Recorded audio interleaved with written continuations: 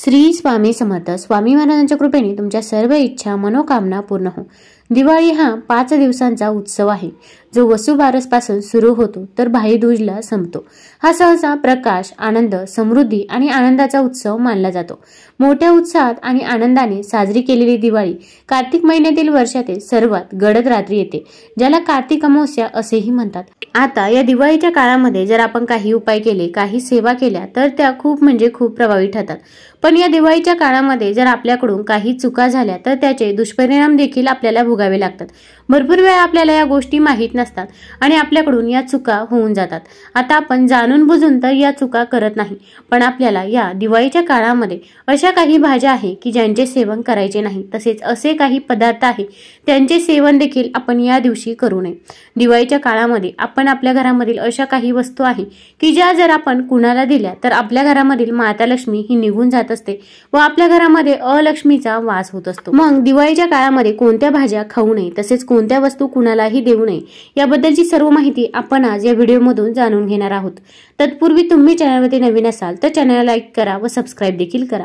कमेंटमध्ये श्री स्वामी समर्थ किंवा ओम महालक्ष्मी नमः लिहायला विसरू नका. रामायणात असे सांगितले आहे की लंकेचा राजा रावणाचा वध करून जेव्हा भगवान श्रीराम, पत्नी सीता आणि भाऊ लक्ष्मण यांच्यासह अयोध्येला परतले, तेव्हा त्या दिवशी संपूर्ण अयोध्या नगरी दिव्यांनी उजळून निघाली होती. 14 वर्षाच्या वनवासानंतर भगवान रामाचे अयोध्येत आगमन झाल्यामुळे दिवाळी साजरी करण्यात येऊ लागली. तसेच दिवाळीशी संबंधित आणखी एक कथा आहे, ती म्हणजे समुद्र मंथनाच्या वेळी माता लक्ष्मीने ब्रह्मांडात अवतार घेतला होता. हे देखील एक प्रमुख कारण आहे. माता लक्ष्मी ही संपत्ती आणि समृद्धीची देवी मानली जाते. त्यामुळे प्रत्येक घरात दिवा लावण्यासोबतच आपण लक्ष्मीची पूजा करतो. आपल्या आयुष्यातील अंधकार दूर होऊन आपल्या आयुष्यामध्ये प्रकाश यावा यासाठी दिवाळी साजरी केली जाते.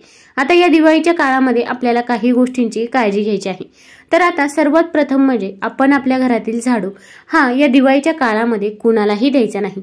झाडू हा साक्षात माता लक्ष्मी स्वरूप असतो. आपण जर आपल्या घरातील झाडू कुणालाही दिला तर आपल्या घरामधील माता लक्ष्मी ही निघून जात असते व आपल्या घरामध्ये अलक्ष्मीचा वास होत असतो. म्हणून आपण या गोष्टींची काळजी घ्यायची आहे. सहसा झाडू कोणी मागत नाही, पण शेजारी कोणी नवीन राहायला आले तर अशा व्यक्तींना आपण आपला झाडू देत असतो. त्यामुळे या गोष्टीची काळजी घ्यायची आहे. आता आपल्या घरामध्ये अशा काही वस्तू असतात की ज्या माता लक्ष्मी स्वरूप असतात. मग तांदूळ असेल, साखर असेल किंवा मीठ असेल. मीठ देखील समुद्र मंथन झालं तेव्हा माता लक्ष्मी सोबतच आलं होतं. त्यामुळे मीठ हे माता लक्ष्मीला अत्यंत प्रिय आहे. आपल्या घरातील मीठ देखील आपण या दिवशी दिवाळीच्या 5 दिवसांमध्ये कुणालाही द्यायचे नाही. उलट दिवाळीच्या या 5 दिवसांमध्ये आपल्या घरातील मीठ असेल, साखर असेल, तांदूळ असेल तर या गोष्टी संपणार नाही याची काळजी घ्यायची आहे. आपण या गोष्टी संपण्याच्या अगोदरच जर आपल्या घरामध्ये आणून ठेवल्या तर आपल्या घरामध्ये माता लक्ष्मीचा वास राहतो व आपल्या घरामध्ये कधीही दुःख, दारिद्र्य व गरिबी ही येत नाही. त्यामुळे कधी पण या गोष्टी संपण्याच्या अगोदरच आपण घरामध्ये आणून ठेवायचे आहे. त्यानंतरची महत्त्वाची गोष्ट म्हणजे धने. धने हे धनप्राप्तीसाठी अत्यंत महत्त्वाचे मानले जातात. आता आपण धनत्रयोदशीच्या दिवशी, धनतेरसच्या दिवशी धन्यांची पूजा करत असतो. त्यामुळे अगदी दिवाळीच्या काळामध्ये धनतेरस पूजेसाठी जरी तुमच्याकडे कोणी धने मागितले तरी पण आपण आपल्या घरामधील धने हे कुणालाही द्यायचे नाही. आपण जर आपल्या घरामधील धने दिले तर आपल्या घरामधील पैसा निघून जातो, आपल्या घरामध्ये लक्ष्मी माता निघून जात असते. त्यामुळे या गोष्टीची देखील आपण काळजी घ्यायची आहे. आता या दिवाळीच्या काळामध्ये जर आपल्या दारावरती कोणी काही मागण्यासाठी आले तर त्या व्यक्तीला आपण काहीतरी खायला द्यायचे आहे. मग तुम्ही अन्नदान करू शकता किंवा अगदी 1 ग्लास भरून पाणी दिलं तरी पण चालेल, पण ती व्यक्ती आपल्या दारातून तशीच जाता कामा नये. एखादी सुवासीन महिला असेल तर तुम्ही तिला माता लक्ष्मी स्वरूप समजून तिची ओटी जरूर भरू शकता. आपण भरपूर वेळा म्हणतो की या महिलेला काय कमी आहे, पण फक्त एवढं लक्षात ठेवा की देवाने आपल्याला देणाऱ्यांमध्ये बसवलेलं आहे. त्यामुळे या दिवाळीच्या काळामध्ये आपल्या घरामधील माता लक्ष्मी स्वरूप वस्तू सोडून तुम्ही दुसऱ्या गोष्टींचं दान केलं तर ते अतिउत्तम राहील. तसेच या दिवाळीच्या काळामध्ये आपण काळ्या रंगाचे वस्त्र देखील परिधान करायचे नाही. भरपूर वेळा आपण मॅचिंगच्या काळामध्ये काळ्या रंगाच्या बांगड्या घालतो किंवा काळ्या रंगाची टिकली लावतो किंवा आपण एखादी रेड कलरची साडी असेल तिच्यावरती काळ्या रंगाचा ब्लाऊज मॅच होत असेल तर आपण तो देखील परिधान करत असतो. तर आपण या दिवाळीच्या काळामध्ये काळ्या रंगाचे वस्त्र हे चुकूनही परिधान करायचे नाही.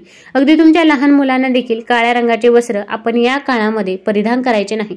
कारण की जेव्हा पण शुभ कार्य असते तेव्हा आपण काळा रंग वर्ज्य करत असतो. त्याचप्रमाणे या दिवशी देखील आपण या गोष्टीची काळजी घ्यायची आहे। आता आपल्या अवतीभोवती असे काही व्यक्ती असतात की ते इतरांबद्दल नेहमी वाईट बोलत असतात किंवा दुष्कृत्य करत असतात, पण ते आपल्यासोबत चांगले वागतात म्हणून आपण त्या व्यक्तींसोबत राहत असतो। पण आपण या दिवाळीच्या काळामध्ये अशा व्यक्तींच्या इथे जेवण देखील करायचे नाही किंवा अशा लोकांच्या संगतीत देखील आपण राहायचं नाही। आपण जर असे केले तर आपण देखील पापाचे भागीदार होत असतो। तसेच या दिवाळीच्या काळामध्ये आपण घरामध्ये भांडण तंटे वादविवाद देखील करायचे नाही। अगदी लहान मुले असतील तर त्यांच्यामध्ये देखील आपल्याला भांडणे होऊ द्यायचे नाही। आपल्या घरामध्ये आपल्याला जेवढं सकारात्मक वातावरण ठेवता येईल तेवढं ठेवायचं आहे, कारण की आपण आपल्या घरामध्ये जर सकारात्मकता ठेवली तर आपली प्रगती ही आपोआपच होत जाते। तसेच एखादी वस्तू तुटली असेल, मग काचेची वस्तू असेल किंवा दुसरे कोणत्याही वस्तू या दिवाळीच्या काळामध्ये आपल्याकडून तुटल्या असतील तर त्या त्वरित तुम्ही घराबाहेर टाकायच्या आहे। आपण अशा वस्तू जर आपल्या घरामध्ये ठेवल्या तर आपल्याच घरामध्ये नकारात्मकता ही वाढत जाते।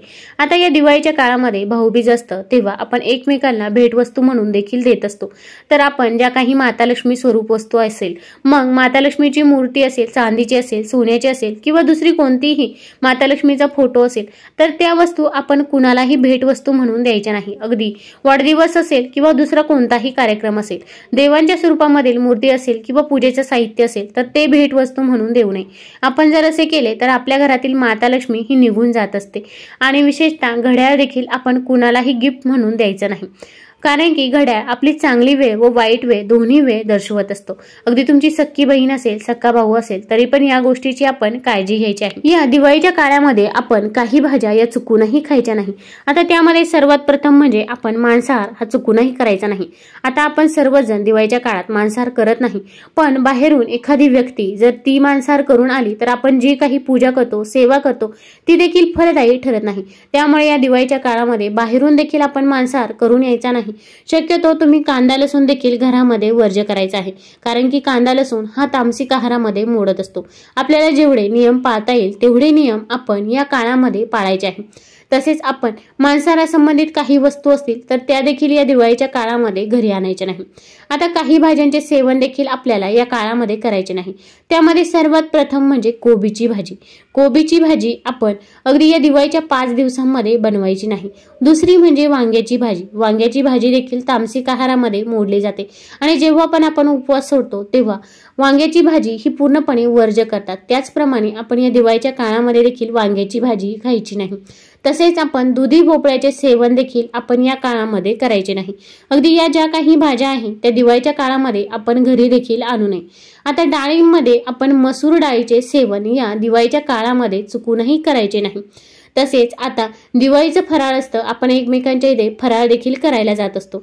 पण ज्या दिवशी लक्ष्मीपूजन आहे त्या दिवशी अमावस्या देखील असते। त्यामुळे एखाद्या व्यक्तीने जर आपल्याला सफेद पदार्थ खायला दिला तर आपण तो शक्यतो तरी आपण ग्रहण करायचा नाही, कारण की या काळामध्ये तांत्रिक क्रिया देखील भरपूर प्रमाणामध्ये केल्या जातात। आता कुठेतरी या गोष्टी थांबत आहे, पण कुठे ना कुठे या गोष्टी अजूनही चालू आहे। त्यामुळे आपण या गोष्टीची देखील काळजी घ्यायची आहे, कारण आपल्याला समोरची व्यक्ती ही चांगलीच वाटते, पण प्रत्येकाच्या मनात आपल्याबद्दल काय आहे हे आपल्याला देखील सांगता येत नाही। तसेच विशेषतः तुमच्या लहान मुलांना या गोष्टी सांगून ठेवायच्या आहे। दिवाळीच्या काळामध्ये आपण नखे केस कापायचे नाही। तुम्हाला जर हा व्हिडिओ आवडला असेल तर चॅनल लाईक करा, सबस्क्राईब करा। धन्यवाद।